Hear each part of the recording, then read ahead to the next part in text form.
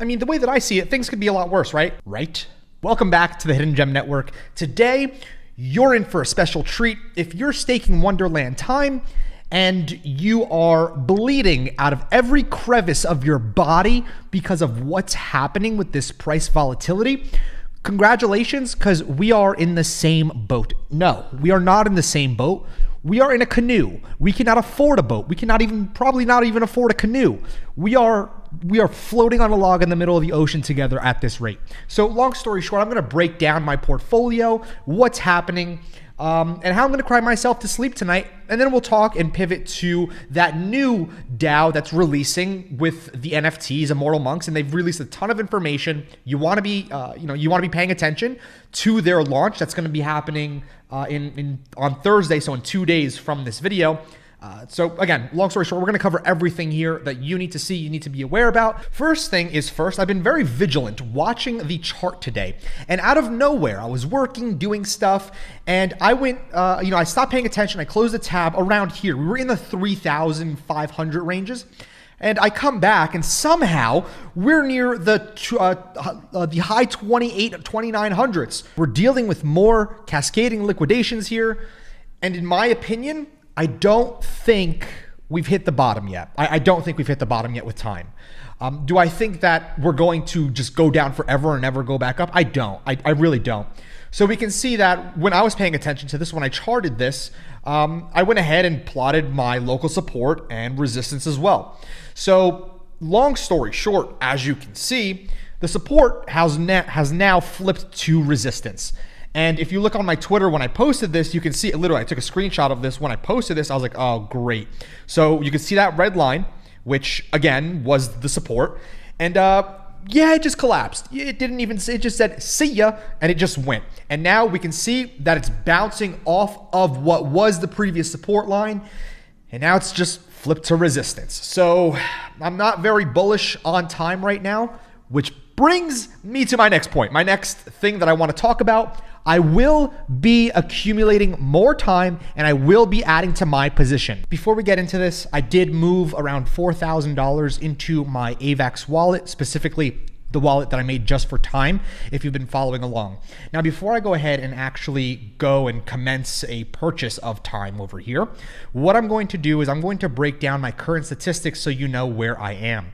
So currently right now, and I made my own little calculator. I feel so good about myself. All right, so 11/8/21, so November 8th of this year, I went ahead and I staked 0.675742, and I bought perfectly. I couldn't have timed near the top better than I did with time. But of course, this isn't my first rodeo. I knew it was the top. Everything was at that point at the top. There was nothing not pumping. So obviously I wanted to just go ahead and aped in around $6,700 or so, 6,400, something like that. So it was over 6,000. And long story short, I've been going ahead and just tracking whenever I remember, whenever I'm like, oh yeah, I forgot about this time over here. So the last time I tracked was yesterday. And you can see over here, my total profit so far in time is 0.65. The current price of time, let's grab that. The current price of time sits at around 3,165. So we're going to plug this into my little handy dandy calculator that I made, and I'm going to keep reinforcing that. 3,165.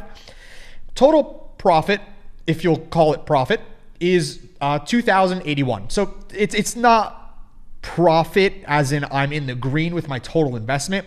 It's just the entire ROI, what it's worth just from staking. So my rewards, okay? Starting investment, 6,700, and total profit thus far is negative 2,480. Now, here's the thing is, if you understand how a reserve protocol, a reserve currency protocol, what we know as DAOs, if you understand the concept with how the rewards work, how the rebase token works, you're able to maneuver in such a way where bear markets, like when the market is where it is right now, there's a reason why I'm putting in thousands of dollars right now, is because the best time to buy, and this is going to be so logical for me to say that everybody watching is going to be like, duh, Dan. The best time to buy is when it dips. However, I'm going to tell you right now that the best time to ladder entry your way in is when it dips. Now, this is going to be so basic for anybody who's trying to figure out what I'm doing. I started plotting this around today, around I'd say 8 in the morning maybe. So yeah, around here. And so like I said, I plotted my support levels.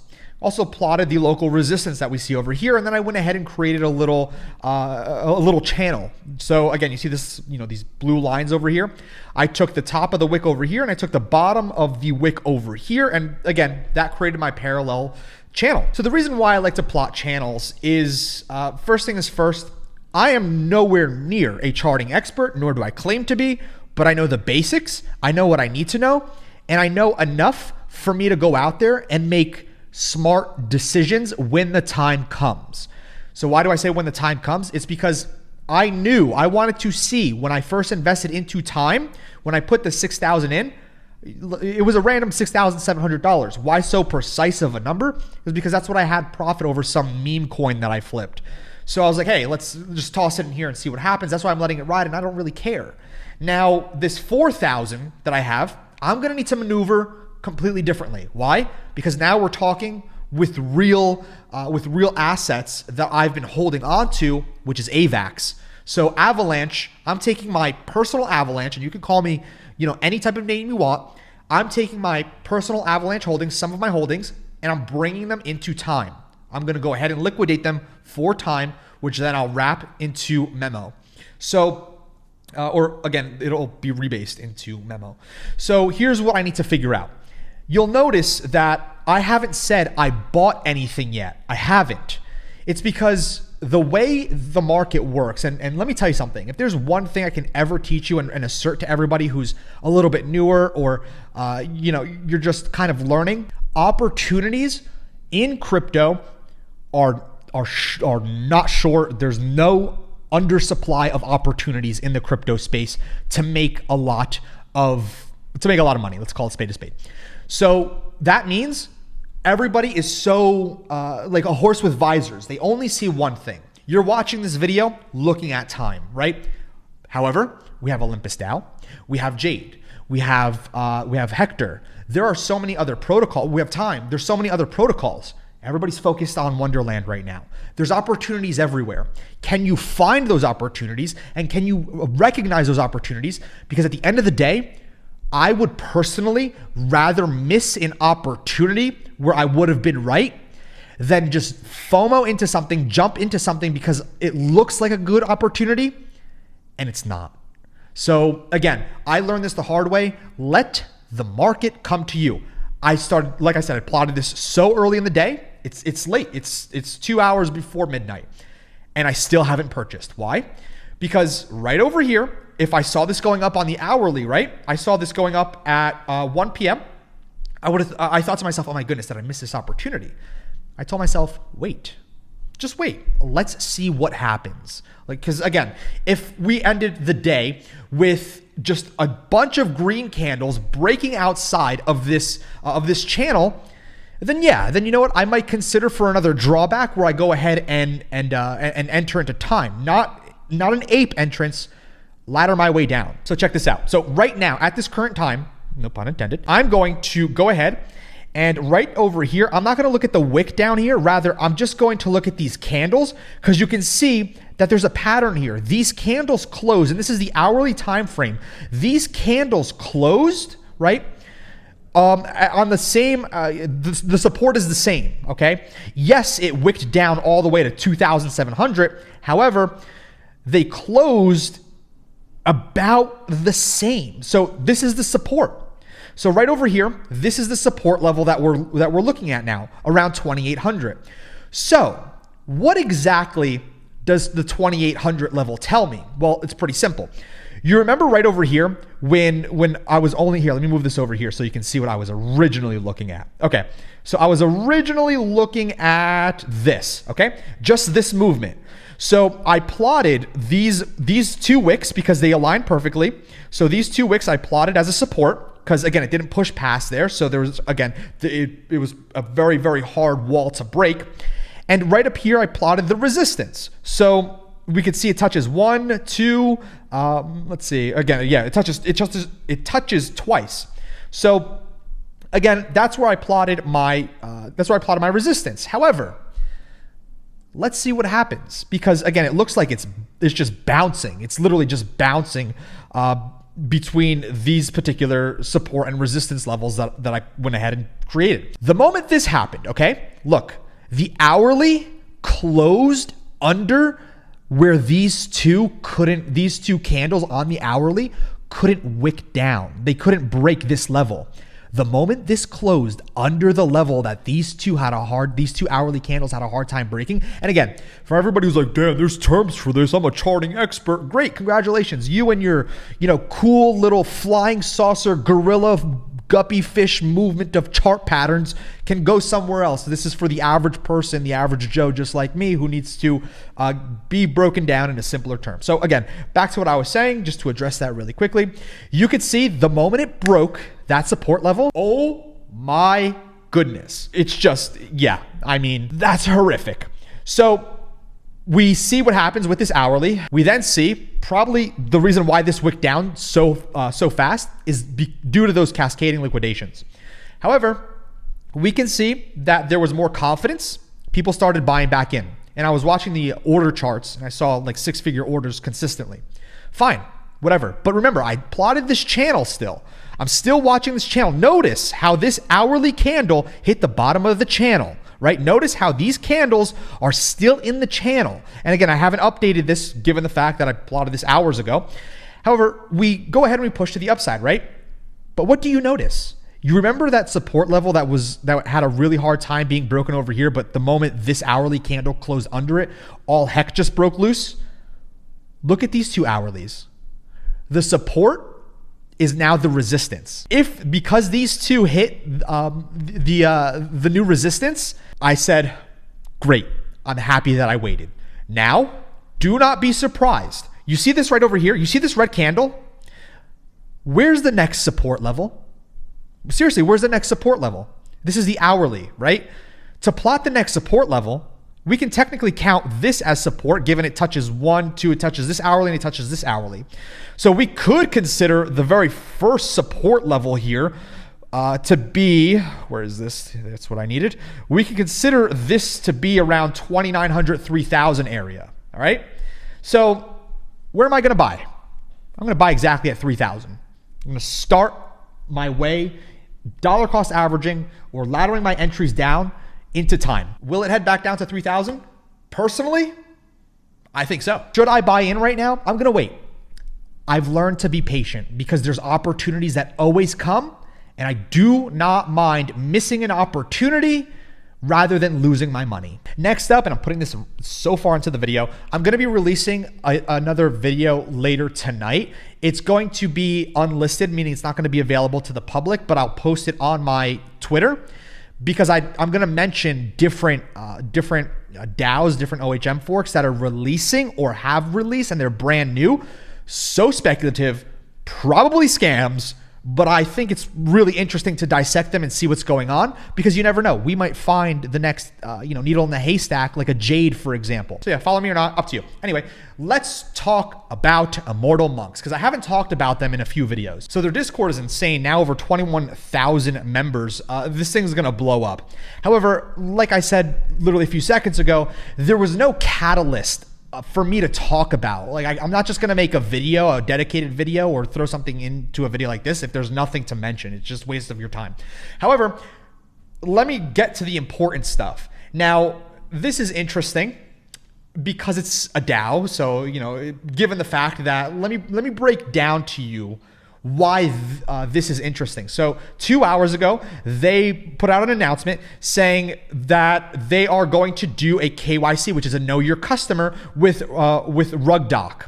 So KYC is a verification of who you are, and how RugDoc works is they get you on like a video call, like a Zoom, whatever it is. You submit documents to them, all that. So you give them your identification as the owner, the founder of the project. However, you verify yourself with them, but you don't have, and they verify you to the public saying, yes, they verify themselves with us. We have picture proof. We confirm ownership of the wallet. We confirm that they owned it by going ahead and sending a test transaction to us.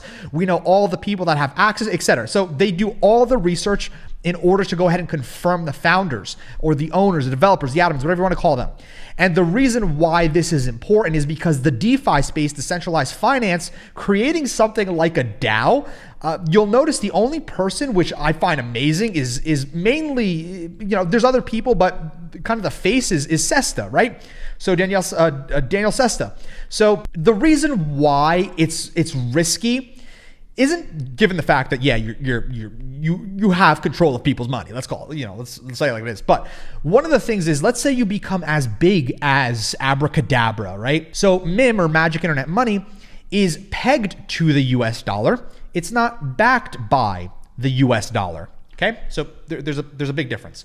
So, which again, the reason why a lot of these developers and whatnot want to remain anonymous, number one, is they probably do some really shady stuff, but let's just say they're squeaky clean and they just want to develop, because they are out there. There's a bunch of protocols that aren't, scams and whatnot. However, if you're in the US and you're developing, one of these DAOs, how would the government feel about you if you created something called Magic Internet Money that's pegged 1-to-1 to the US dollar, right? And it has billions of dollars floating through that ecosystem. So that's just my opinion on how I see it. I understand why a lot of these protocols and a lot of these founders remain anonymous. It's a double-sided sword. I get it, but I hate it. But then there's a solution like RugDoc, okay? And RugDoc, they'll verify them all and everything, and then they'll create a verified post on their site saying, yep, we have all their information. And what RugDoc does is, if a platform or if a protocol or whatever it is, a project scams, they send your information that you submit to them. You're on video, everything. They send everything about you to the feds, to the authorities. So they report you and they go ahead and release your information. So what Immortal Monks went ahead and did is they said, hey, we're gonna pay this company, RugDoc, to go ahead and verify us, to prove to you guys that we're willing to verify ourselves and have the potential of our information being sent to the authorities if we try to scam you guys. The community went crazy with this announcement. So they've also released updated information in their Discord, which again, I suggest going and looking at their Discord because there's a lot of information that's in there. So they outline everything for you. I'm not going to go ahead and drag this video out to just have more time. Just go to the Discord and read everything that they announced. They're doing an audit for the entire DAO, the documentation and white paper for the entire protocol. They have updated interface images of what the actual interface will look like. It's very detailed, very outlined, but I want you to go through it and have your own opinion. Because again, you're early. This protocol, this DAO hasn't launched yet. So you're at the ground floor, but I don't want to sway your decision. I'd rather you go ahead and make your own decision. And they're launching on Thursday, their NFT, and that NFT, what you can do is, you see right over here, it says stake Immortal Monks. You stake that NFT and you get a boost. You get a percentage boost on the APY. So again, I've explained this before. Let's just say the APY is 100,000%, and let's just say the boost gives you 50%. You then proceed to get 150,000% APY rather than everybody else who just has 100,000, which again gives you complete unfair advantage. Oh, and there's one other thing actually. They went on to say, to explain, because they've been talking about if you buy one or you buy two, what happens? Because the monks aren't they're not cheap. Let's call it like it is. So the ruling monks, the governance tokens. So I don't know if you know this, but all these DAOs, they're supposed to be governed by the community, like people like us, and we're supposed to vote on what we want the protocol to do as an entire conglomerate. That's why it's a decentralized autonomous organization, not a decentralized autonomous dictatorship. So again, I think I said it in the last video. So what they're doing is, the monk holders, If you hold 1 month, you get governance tokens, but if you hold 2, you get even more governance tokens. Now, this is pretty interesting. Check this out. So governance tokens aren't something to bat an eyelash at. If you take a look at Olympus DAO's governance token, it's around $18,800, okay? That's a pretty penny for governance tokens. Governance tokens allow you to cast your vote on what you want the platform to do. You have a say. If you try that in the government, good luck. So again, that's what the whole point of the governance token is. I really like that. I was going to get 2 originally. So more governance tokens means I have a louder voice in which direction that protocol goes, because they can't just make their own decisions. They have to let people vote, let the organization, the community vote, and get a consensus of what they want to do. So again, I really like that. They just announced that like a few hours ago, 12 hours ago actually. So last thing I'm gonna cover here is they say we aren't stopping there. You'll be able to stake your monks for governance tokens. Okay, so if you own 2 monks, one gets staked for the regular staking that we all know, and then the second one gets staked for what they said was more governance tokens. This is something I'm going to have to keep an eye on, because I need to know the structure of, like, what are the tokenomics going to be? Is there an infinite mint of governance tokens? Because then the tokens wouldn't be worth anything. But if there's like a max supply and they're only putting a certain amount that is allowed to be minted through the staking. So again, I'm going to keep an eye on this. I'm not going to dive too much into this because it doesn't make sense. I'm overall bullish on this. I'm very bullish on this. The whitelist, let me go through here. There are 486 out of 600, and they make it so hard to get on the whitelist, which again, I'll admit that it's pretty dang hard if you can't invite people. So you got to just type in the community until you get to level 10. I don't even know if I'm allowed to show you this, but in 24 hours, they're going to drop a form, and long story short is that submit only your address, your wallet address that you're going to be minting from. And this locks in your 0.22 ETH mint price, and you're only allowed to mint 2. Like, if you're part of the whitelist, they changed that rule. I think you could have minted as many as you want, but only 2 per transaction. But they actually changed it where the whitelist members can only mint 2 max during the whitelist. So I actually really like that, because it gives the public a opportunity, because if all the whitelist buys all of them, then it ruins all the fun. But again, I'm going to let you make your decision on this. Go check it out. You're early. I can't emphasize this enough. You're so early, so early. This is going to be huge. If you want to check it out, go for it. They're launching Thursday. Just check them out. It's going to be free money. So whatever. It is what it is. Hidden Gem, I'm out of here. Catch you guys.